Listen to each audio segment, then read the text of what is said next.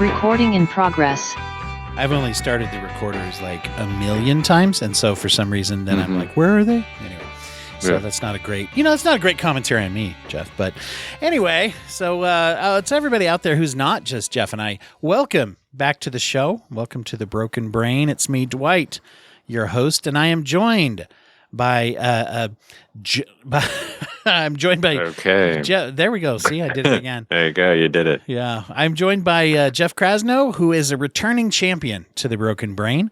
Been on before talking about things, and Jeff's got a lot going on. You've got you've been going around, you've been doing the circuit, so to speak. You got a book that just came out, right? Or is about to come out. About to come out. It's about to be birthed. Yes. I'm having a home birth. Good. That's more and more popular with books these days, I hear, having a home birth experience. And guess what, Dwight? You're my doula. Oh, yes. I was hoping to make it one of these days. Yeah, you sort of appear doula-esque. Oh, sure you'd have. Oh, yeah. Got that energy? There's a midwife quality to you. Got that wholesome doula energy. That's what I'm going for, actually. That's a book doula sounds like kind of a trendy name someone would give themselves in the publishing industry. There are book doulas. No. Yes. Really? Oh, yes. Yes, I get pitched by the doulas of books. You live in Los Angeles, so there's probably all kinds of clever naming and right. Of course, I work in my industry where there's lots of different kind of things that some people might feel are a little woo-woo, and some of them are good. Sure. Some of them are a little, you never know.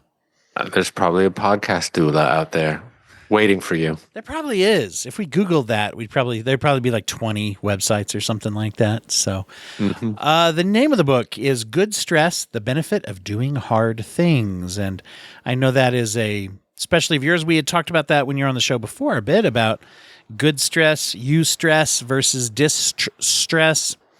So there we go. That, it's not just damsels that are in distress.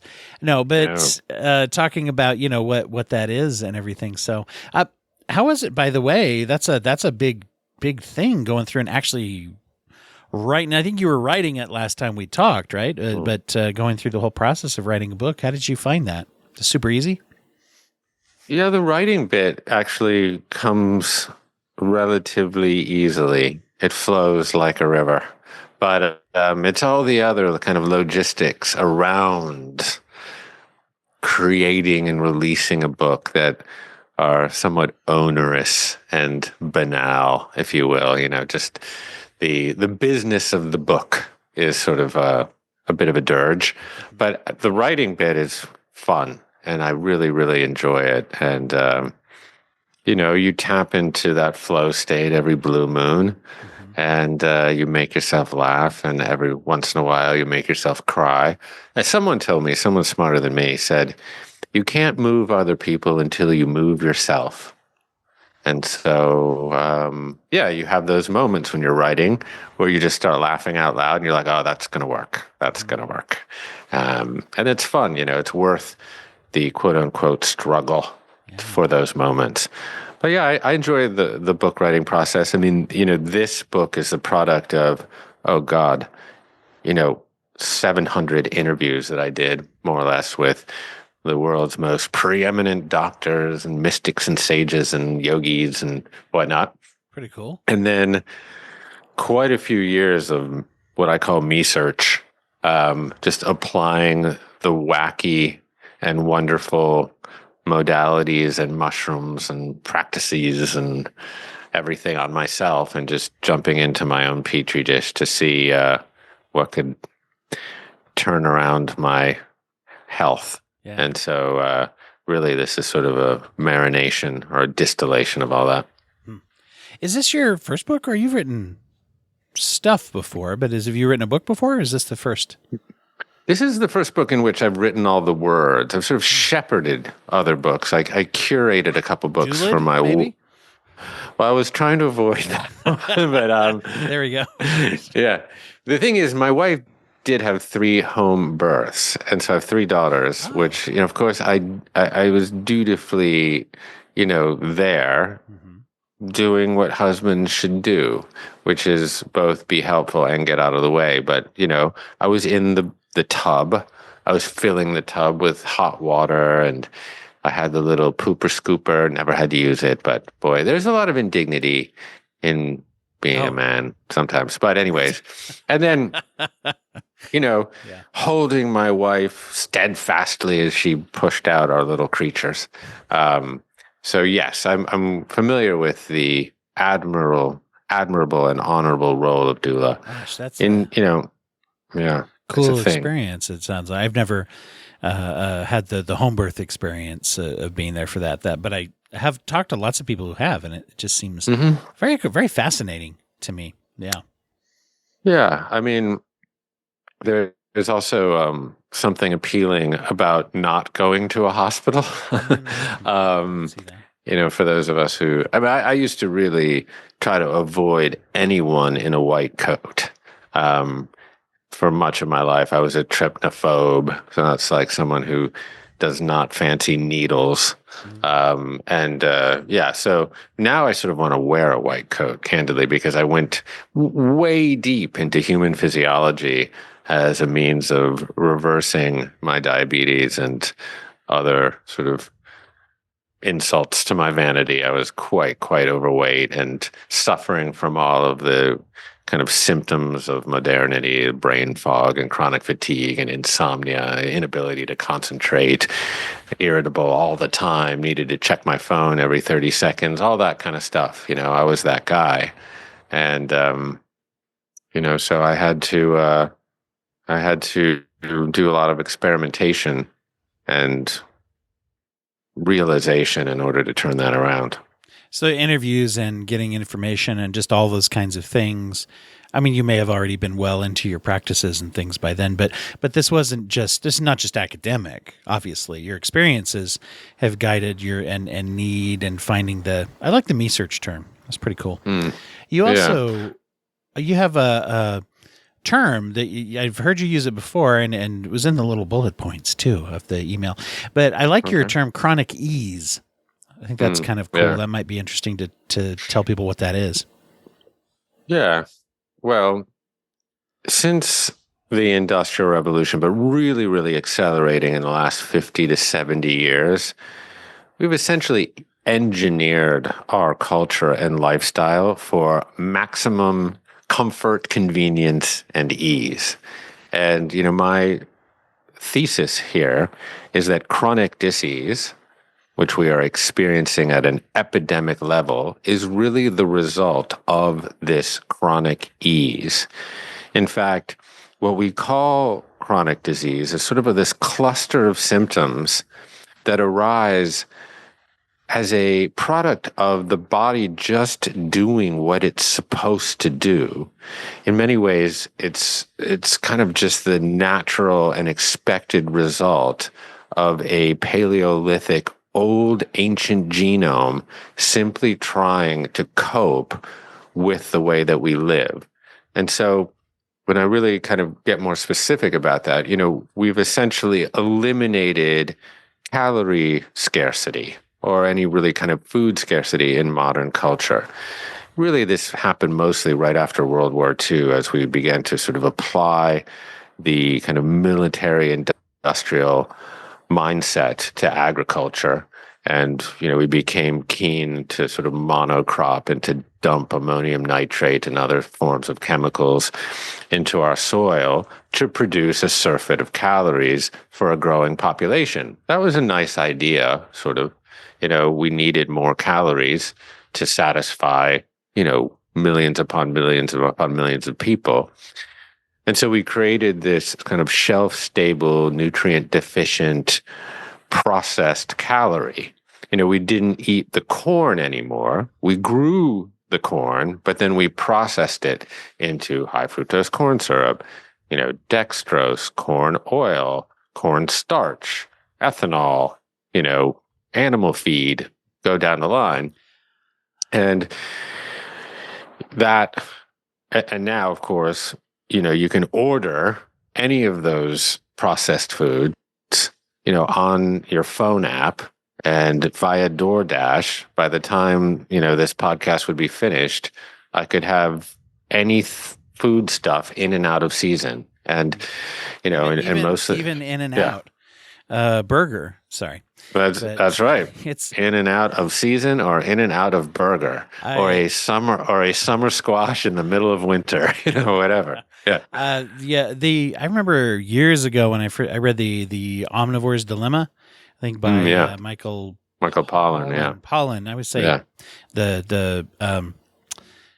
I was given the name of that the guy from Monty Python. But anyway, so and he has a whole thing in there about corn and how it goes all the way from, he talks about a fast food meal and breaks down everything that contains corn, including the packaging, which I don't think he ate the packaging, if I remember correctly. But and also one of the things that strikes me is these advancements in technology or agriculture, they are not always tied. They're tied, for our convenience, obviously, and for, like you said, a growing population, but they're also tied in with capitalism and greed. I heard someone say once that the invention that was invented right after the light bulb was the swing shift and the graveyard shift, right? And then of course, like we say, the other benefit of it being a preservative, high fructose corn syrup, is also our evolution tells us that that's highly desirable, because if anything that is very sweet, anything that's very salty, and the use of addiction in creating product and moving product has always been part of the corporate greed and manipulation of people. Certainly in the mid 80s, when the big tobacco companies started to swoop up and purchase the big food companies, starting with, Kraft and General Foods by, I believe, RJR, and then Philip Morris. And then they essentially hired all these brilliant biochemists to engineer foods to hit our bliss point and to make us want more of them. And of course, these foods lead directly to the onset of chronic disease, specifically diabetes and obesity. And if you really compare that against how we evolved, this is where you'll find your primary evolutionary mismatch. So we evolved in relationship to a bit of scarcity, but we also evolved to eat sugar when it was available. So, it was quite natural and adaptive to get a little bit fat in the fall. And it's rare in the natural occurring word. High fat, high sugar is not, you don't encounter it very frequently in the wild. No, virtually never. Certainly not on the Serengeti, and it was great to harvest a bundle of figs in the late summer, early fall, and to absolutely gorge on them and, put on a little bit of subcutaneous fat, because winter's paucity was right around the corner. And so we were balancing, the fallow of winter with the abundance of the spring and the fall harvest. And not only did that calorie paucity keep us lean, which was good, but we also developed, in relationship to that paucity, like a whole variety of longevity and resilience pathways that we've just now really started to understand. So when we do not consume calories, our body senses that and activates certain pathways. There's one called AMP kinase, which kind of activates this process of autophagy, sort of the breakdown of dysfunctional cells. We also grow more mitochondria when we have kind of this nutrient deficiency, because we have to get more efficient at creating energy. And this is key for all systems of the body, but particularly brain health, because the brain is such a greedy little devil as it, when it comes to energy, really consumes about 20% of the body's calories. So, these are the, really the evolutionary mismatches, and they're everywhere to be found. Look at just what we're doing right now. We're sitting in a comfortable chair that makes no use of any muscle, that puts our hips and knees, at a 90-degree angle, which eventually will lead to all sorts of tightness in our hip flexors, will undermine muscular health, undermine core strength, etc. We're also probably sitting in a nice thermoregulated 72-degree room, right, which makes absolutely no use of the body's innate ability to thermoregulate. And so over time, when we don't actually have exposure to fluctuations in temperature, a lot of things happen. Our metabolic rate goes down, but we don't produce these proteins like brain-derived neurotrophic factor that is absolutely central to maintaining neural health or neurobiogenesis, the creation of new neurons. We don't produce heat shock proteins, these proteins that maintain the structural integrity, the three-dimensional shape of other proteins. So it's really key in the brain. We don't make endorphins. We don't make endogenous, endorphins really are endogenous opioids, really. We don't make our own dopamine as much. So at every turn, kind of in this pursuit of ease and convenience, we've really undermined the sort of miraculous engineering of our body, and we're becoming, soft in the middle and soft in the mind. Well, it's interesting because the ease can lead to, lack of ease when it comes to, and this is kind of my thought about a lot of exercise and things, is that obviously there's internal systems, but I think the longest lasting, most rewarding reward from exercise that we experience the most frequently in a sensory way is getting up and down from a chair, or going for a run with our kid or your grandkid, or by yourselves, or, being able to play a sport or walk down the street and, go up a flight of stairs without, getting in pain or losing our breath and things. At some point, I think most of us switch a little if there's aesthetic reasons that people work out and things, but those kind of fall by the wayside unless you're, the Jack LaLanne. There's a reference for people, the old buff 90-year-old or whatever, that's great. But usually what we want is the core strength to move with ease. And so to me, that's the most kind of like, that's one that we desire, that we experience the most frequently on our conscious level. And so, right. If we sit, but the more like if we're sitting around and just eating whatever all the time, then we lose that, right? And that's pretty noticeable pretty quickly, especially with a certain age. We sort of need to redefine what the ease that we're really looking for. I think you put your thumb on it there. The ease that we're looking for is getting up and down out of a chair and not feeling an ache in your knees or getting pops or something, being able to pick up your grandchild and not, straining your back. That's the true ease that, we're looking for. Sometimes I think about it in terms of like, we were talking before when we started, I have these chickens here, right, on property, and they generally produce eggs. They seem to be on strike right now because they're aware of the inflationary aspect. They know what's going on. They were watching TikToks or cluck. Never mind. That I'm going to back away from that joke. It was dumb. Go ahead.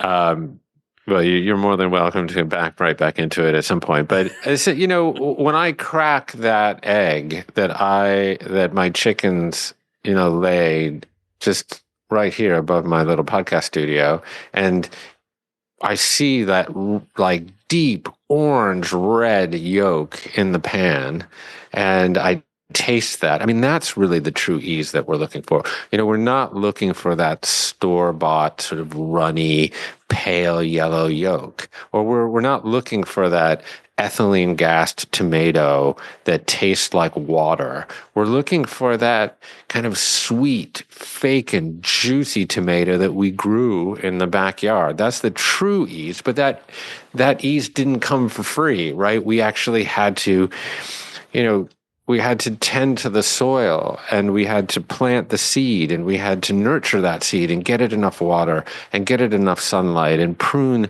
the leaves just right. And then we get it. And so, that comes with a degree of inconvenience and with a degree of discomfort, but that's what actually produces the ease that we're looking for. And the most obvious place that we sort of see this concept of like what's known as hormesis, which is this physiological concept where kind of just the right amount of stress confers a physiological or psychological benefit. We see that in muscle hypertrophy. So what happens? You go to the gym, you lift something heavy over and over, you overload a muscle. What happens? The fibers, the microfibers in that muscle tear, and then there's an inflammatory response in your body, in which your body then, in order to sort of heal that tear, it summons these structural proteins, myosin and actin, etc. And given enough rest and a good diet, what happens? The muscle grows back bigger, right? Bigger and stronger. So this is where a little bit of inconvenience, a little bit of discomfort in the right dosage yields a benefit. And this is applicable to so many parts of our life, but we tend to avoid those hard things at every turn. And, my life has been now sort of punctuated by actually trying to lean into the edge of discomfort and see what's on the other side of that. And generally, there's a lot of good things there.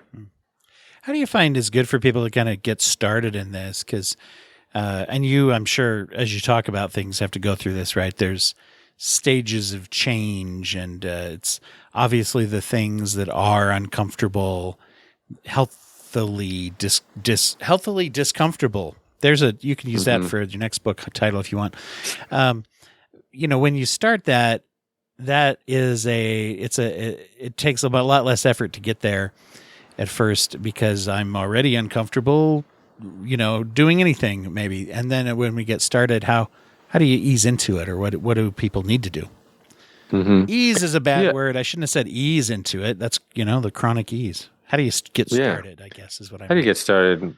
Well, I think you do have to ease into it, right? No one should go into a 34-degree ice bath, the first time that they cold plunge.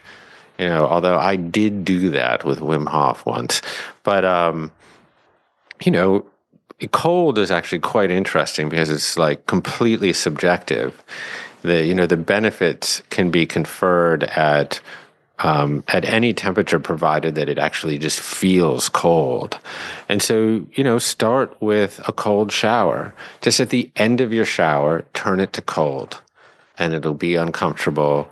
And just as it is uncomfortable, apply top-down pressure on top of that bottom-up involuntary response. So it'll get a little cold. You'll go, right?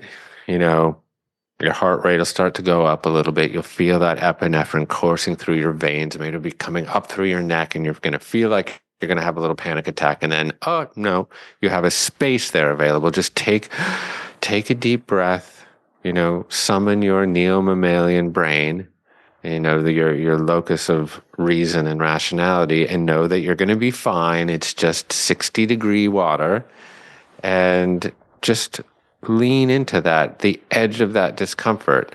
And then tomorrow, maybe do it for a tiny bit longer, and the day after for a tiny bit longer than that. And you could always increase duration and decrease temperature.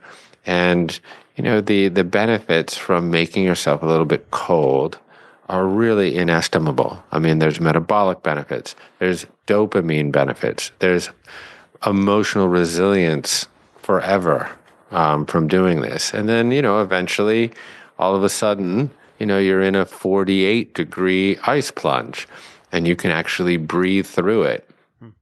And that's a wonderful thing in and of itself, but really where it becomes incredibly useful is in the other parts of your daily life, because that's what happens. You start to adopt these stressful protocols, and they spill into your daily life, and they begin to sort of punctuate how you deal with your children, or how you act in traffic, or how you comport yourself in a stressful conversation.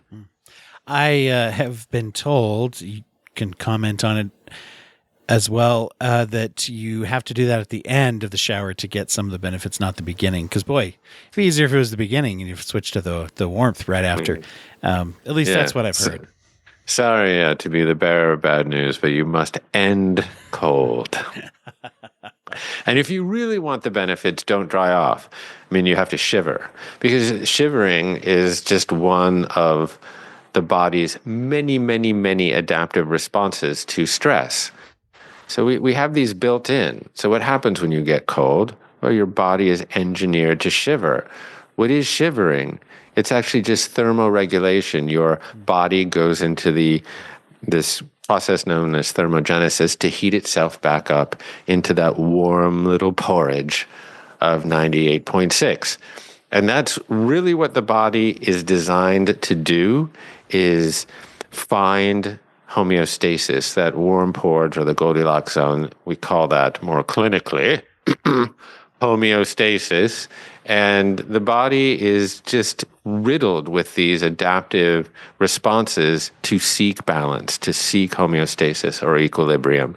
And it's hormonally, we're always doing that. That's what circadian rhythm is a hormonal balance between cortisol and melatonin, for example. There's neurotransmitter homeostasis between excitatory neurotransmitters like glutamate and inhibitory neurotransmitters like GABA or serotonin, etc. And to find that dynamic equilibrium between the two of them, so you're both alert, but you're also not freaking deacon. You find this kind of emotional and psychological homeostasis such that you can be on a podcast with a smart guy like you and say something that makes sense. So there was a note about, and I was very curious about this, about engineering Zoom calls with people who, let's see, did it say people who you don't like or people who don't like you? I'm not trying to remember. There was some. People that don't like me just because there's such a large repository of them to choose from. Yeah, I want to hear that story. Yeah, so I started to pen a weekly missive, if you will, to my newsletter database in 2020 in March, right when we anchored into the port lockdown. And I was tackling all of the incendiary issues of the time. So COVID, the national reckoning around racial justice, emanations from Trumpistan, QAnon, whatever, fill in the blank. But I was trying to do it in a thoughtful, rigorously researched way. And the point was just to give people the little buoys of sanity, amongst the sort of choppy seas of COVID. It was such an uncertain time. And, across 2,000 words every Sunday, I was bound to piss some people off. And at that juncture, people were so triggerable that they didn't hesitate for a moment to sort of let me know. So I would send these musings out on Sundays, and then Mondays, the bow of my inbox would be crusted with opprobrium and recrimination and insult and ad hominem. Probably not making the same efforts to have an intelligent, balanced conversation that you were trying to make in the article. No, I would guess, yeah. Yeah, I mean, it was unsubscribe, you dick. That was sort of par for the course. But then every once in a while, there would be a thoughtful response, and then I would sort of volley back and forth with someone over email, and then I would pull what I sometimes call my David Copperfield routine, where I would say, "Well, let's have a Zoom call and discuss it," and I was David Copperfield because that's how I made people disappear most of the time. Oh, okay. Yeah, I was waiting to see if it was. Yeah, I didn't know if it meant the because Charles people were Dickens I don't want to do that, or the magician. But so yeah. But then, yes, they magician wouldn't take you up on it all the time. Not all the time. Many of them disappeared, but 26 brave souls took me up on it, and so I scheduled over the course of August and September 2020 on Mondays and Tuesdays, hour-long Zoom calls with people that did not agree with me. And they hearkened from the left and the right. There was no sort of really political fealty. It was all over the place. And so I started to lean in to these stressful, hard conversations with people that didn't like me or that had taken issue with something that I had written or said. And, this was initially difficult for me because I was very defensive. I was sort of always a people pleaser growing up. And this had to do with my sort of peripatetic and very chubby youth. But anyways, I was a very sensitive person and always trying to sort of make people happy. And so initially when I would kind of be in receipt of this, of insult, I would get really thrown off, and I would stay up all night sort of brooding over like clever responses and rejoinders. And then eventually over time, I built what I call my psychological immune system in the same way kind of we build our physiological immune system in response to exposure to insult, pathogens, bacteria, viruses, etc. I built my psychological immune system in a very similar way through exposure to some insult, to the point where actually I started to look forward to getting insulted as sort of a test of my kind of stoic, unflappable demeanor. And so I was going into these Zoom calls very emotionally regulated. Like I wasn't going to be knocked off center really. And this was like we were still not so fluent with Zoom back then. So there would be a lot of jabbing at buttons and whatnot. And so that was kind of humanizing in its own way. Yeah. And then people often don't, like when they're actually face to face, or I've heard some of this, there's a podcast and things that played around with things like this, and people often mellow very quickly to, well, I didn't mean to tell you to, die. Yeah. What I meant was I didn't agree, or something like that. Did you find that? Did people become human when they were with you on these Zoom calls, or did they tend to double down? Or I guess there are probably a variety of responses. Actually, not a variety. It was almost exactly the same pattern every time. Okay. And just think of how sort of we evolved on the savannah. We evolved within tribes of 70 to 90 people. It didn't mean that there wasn't conflict among those people, but the way we solved conflict was face to face and talk it out and find some degree of common ground and compromise, etc. Of course, most of modernity now centers around sort of digital anonymous warriorship, right? We just, hurling vitriol and ad hominem nonstop at each other. But when you're like this, staring at each other on a Zoom call, and, for me, I would take a very relaxed posture, a very sort of emotionally regulated voice. I'd always let them speak first. And these were tools, techniques. I mean, there's a whole world of nonviolent communication that was, developed and codified by this guy, Marshall Goldberg. But I wasn't schooled in that at that juncture. I later got quite into it. But, I'd get on these calls and I would just let them rip, and I would listen. I would really, really actively listen. And one of the skills that I picked up was really to listen to understand and not listen to respond. Because, so much of the time, and anyone listening to this can kind of really examine their own experience. So much of the time when we're in conversation with someone, they're still talking and we're already forming our response to what they're saying, and they haven't even finished speaking yet. Mm-hmm. It's something that took me a while, like even just in interviewing. I had a little benefit. By the time I started doing interviews, I had been a counselor for a long time. But even then, though, because you get the nervousness of like, what am I going to ask next? Let me think what I'm going to ask next. What did you say now? That kind of a thing. Yeah, it's fascinating how often, but especially when it's heated or if there's disagreement in the mix, right? Of like, okay, here's how I'm going to, prove you wrong, and something. I'll latch on to something that I wanted to say, and oftentimes not even in response to what you're actually saying. And this is where you get people that are still fighting while saying largely the same thing sometimes. Mm-hmm. Yeah, you're absolutely right. And, sometimes the instinct to jump in is not a negative one, and you just get excited to be in conversation with someone, and you're doing, there's a repartee where there's a little dance and everything. But But it's reactive instead of pre-planning, like, here's where I'm going to drop my joke where I try to say TikTok but how chickens would say it. That's, if that's still in the back of my mind. They probably tweet actually. So no, but it's reactive because we're listening, right? Hopefully. Yeah. Totally. But I think when you're in a stressful conversation, there is great benefit to just actively listening to understand and not thinking at all about your rebuttal.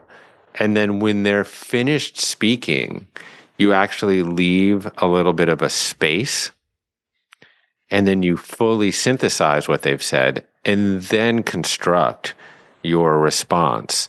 And this has a lot of dimensions to it. But first, they feel incredibly seen and heard through that technique, because they see you actually listening and synthesizing.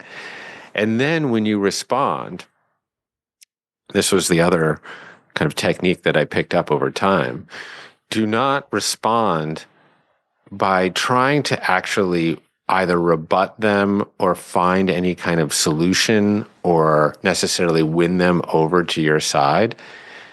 The most effective response is one that really seeks connection and doesn't seek agreement.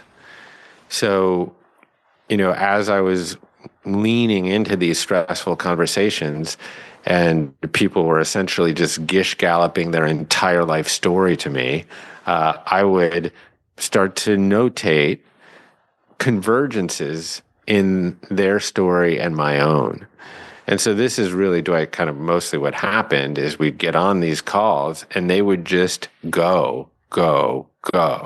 And really, like, these people, really all they wanted was to be seen and heard. They didn't actually even care that much about the issue that had originally put us at loggerheads.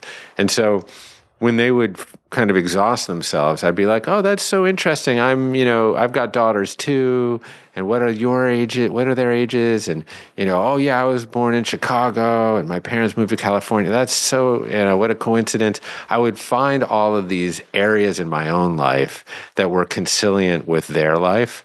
And that immediately created this sense of like common humanity, that there was something that we shared that was so much bigger than, our idea about like what the proper immigration policy should be, or like, whether or not we should defund the police or whatever. It's using like empathy and vulnerability in a way too. And you're showing when someone says, like a lot of people will say, I don't like conflict, or I am conflict avoidant and whatever. Conflict avoidant, sure, dictionary definition, yes.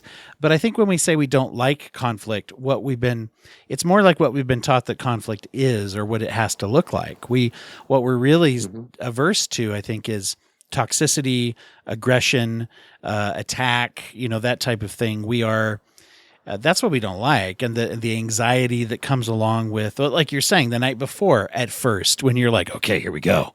Got to get ready. Get my towel around my shoulders and my boxing gloves on and that little squeezy water bottle. Anyway, that's what we don't like, right? That's if you can have conflict that is, and it's funny because we don't even call it conflict sometimes when it's healthy. We just think of it as a discussion, right? Mm-hmm. But it's like if anybody out there has ever found someone with a different political view or life philosophy, legit different, who is not threatened by you having a different one and does not sort of, try to fight about it. It's a fascinating conversation to have with someone if you both aren't aggressive and aren't threatened by the other person's belief. Mm-hmm. And certainly there are like morals and values. And I mean, I'll be honest, I'm not one of those that's like you should agree with every or whatever. I mean, I think that there are some things that are moral values and there are extremes, but I'm just talking about people who just disagree and will hear each other enough to find out what that is. And it's a remarkable experience when you can have it. unfortunately, it's quite rare, but I think it's because we avoid it. Yeah, and I do believe that there are occasions where stepping back and avoiding are appropriate, in situations of like extreme abuse or racism or like neglect or whatever. There's times to avoid conflict, but there's also really a time to lean in. And, because like you really have to imagine what is on the other side of that stressful conversation. So for me, with all of these people, these 26 people that were brave enough to jump on these Zoom calls, I became sort of frenemies with all of them. Like we didn't necessarily come to some solution or some sort of Pollyanna agreement, but we saw a sort of common humanity in each other, and we became sort of like text buddies. There were some like hardcore Trumpers that would kind of needle me, and send me photos from their picnics with the big Trump banners in the background. And I'm like, why do you got that banner up? And they're like, what are you crazy motherfucker, whatever. And it was just fun. It turned into this fun repartee of, we're just people, in this crazy human experiment. I mean, there's other aspects, like other things that I learned, like specific techniques. There was this one called steel manning, which has its provenance in straw manning. So we see a lot of straw man arguments like on the news, right? That's a straw man argument is when you essentially distort someone else's opinion, or you just call them an asshole. And it's a straw man for being an asshole. Once you're right. The one who said they were, right? Exactly. And it's a straw man because it's easy to knock down a straw man, but it's very difficult to knock down a man of steel. And so steel manning is like, instead of actually distorting someone's argument, you actually reiterate the best parts of their position back to them. And that makes them feel totally seen and heard. It makes them more likely to compromise because they actually see that you've taken them seriously. But it also fortifies your own argument because you actually have to consider the best parts of an opposing argument. So it's like a personal growth opportunity, candidly. And this is how I started to really approach these thorny conversations, is like, this is an opportunity for personal growth. And I think the more people can do that, the more they can, foster a more sort of cooperative environment in society, be less triggerable, and also really enhance their relationships. Because what I experienced with people that I didn't even know, like if I could have conversations with them, could I not have stressful conversations with my parents who are in their early 80s and bury some hatchets, and lean into things before I can't have those conversations anymore? Or with my wife, or with my kids, or with my best friends. I mean, really, the world, our hearts stuck up chickens that won't lay any eggs. There's not a friendly chicken. I've never met a friendly chicken. Like, listen, I can feed those chickens every day, and they're still like, quack, quack, quack, quack, and they'll never give me a hug. They just run away. There's never been a friendly chicken. And no, but I mean, you can This is a great point. But you can understand why. Yeah.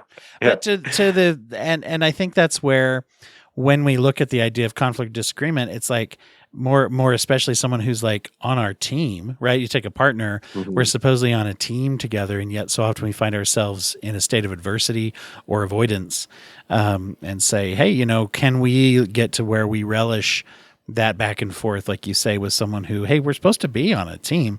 And you're kind of talking about adopting this idea of like inviting someone to be a teammate in a conversation. It's really cool. Yeah. Yeah. It's really cool. I mean, I really feel like this is so useful for our society today that seems to be just polarized and binary and atomized on virtually every single issue under the sun, right? I mean, can't we find some areas that we can coalesce around? I mean, if you really look at the history of our species, every single thing significant that we've ever done has been predicated on our ability to cooperate flexibly at scale. Period. You look around, almost every colossal artifact of humanity has required a degree of cooperation. And we just don't experience that, particularly like in our political discourse.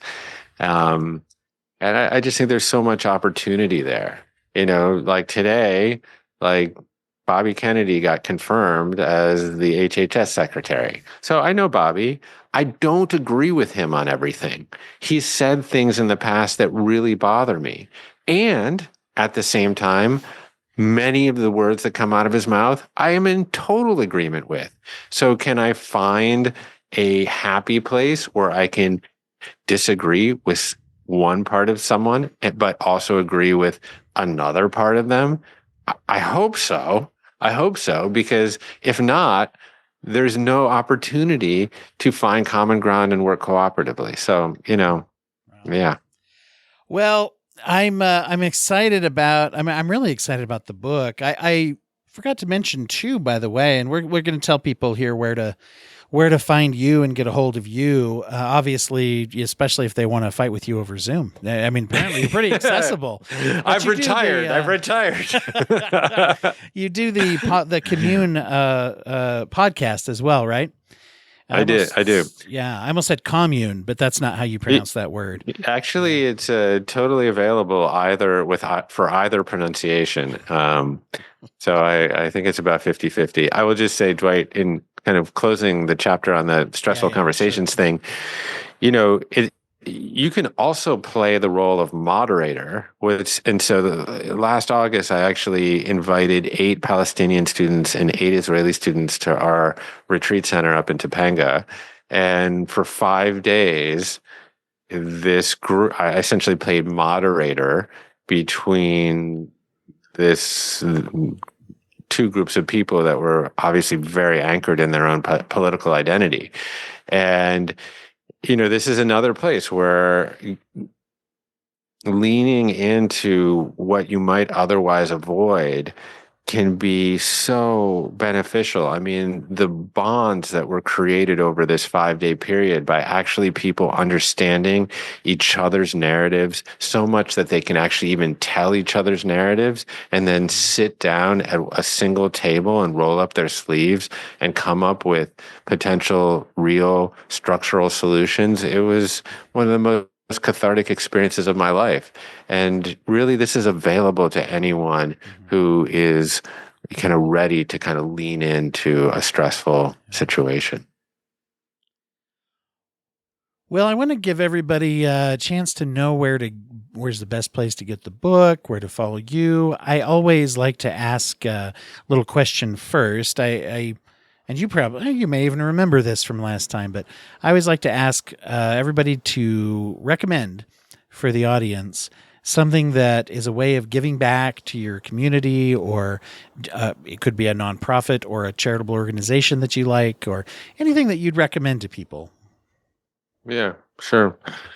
Well, I am a father of 3 daughters, and I really empathize with their position. It's so easy for them to be nihilistic and really distracted. And so, I am a huge proponent of mindfulness in schools, and I'm on the board of a nonprofit called Pure Edge that has developed a curriculum for K through 12 to bring mindfulness practices into schools. And I just think this is so important for our young children, because they are growing up in, what we sometimes call the attention economy, where their focus and their time has been productized and commoditized and essentially sold. And they're, of course, young and not always aware of what kind of nefarious purposes are going on. I really think, kids and social media, it is the biggest non-consensual psychological experiment of our time. Yeah. In fact, I just recorded an interview with Dr. Mara Einstein, who wrote the book Hoodwinked, which is coming out. It's a book about how how unethical marketing and things, and the same techniques that cults use to get people in and things like that. But she actually spins that a little to say, that's an attention economy, having worked in communications and marketing for years. But she likes to say what it really is traded and acted upon is an anxiety economy. So to your point, right, of saying like, 100%. I mean, our social media platforms are essentially algorithmically preferenced to tickle their human negativity bias, to make them angry, to make them fearful, to make them constantly live within comparison to everything outside of them, and then, address their perceived deficiencies and discontents through sort of accumulating different things outside of them that are essentially all endlessly marketed to them. And their ability to, take back that attention, take back their mind, is